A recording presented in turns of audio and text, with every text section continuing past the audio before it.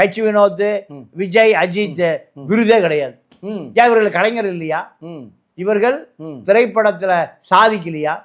இப்படி ஒரு பெரிய புகார் இருக்கு. ஆமா, நீங்க வெற்றிமாறனுக்கு விருது, ரஞ்சித்துக்கு விருது இல்லை. அதாவது சர்பேட்டா பரம்பரை அருமையான படம்.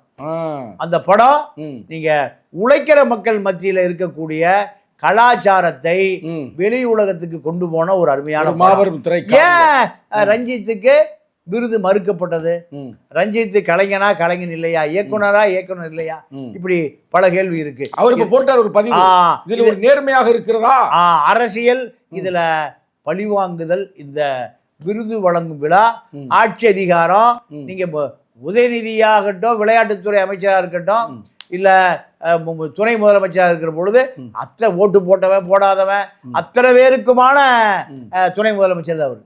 ஆமா. ஆனால் இப்போ ரஞ்சித்துக்கு உடைய கண்ணுக்கு சுண்ணாம்பு, மாரி செல்வராஜுக்கு வெண்ணெய். ஒரு கண்ணு எரியுது, ஒரு கண்ணு குளிர்ச்சியா இருக்கு.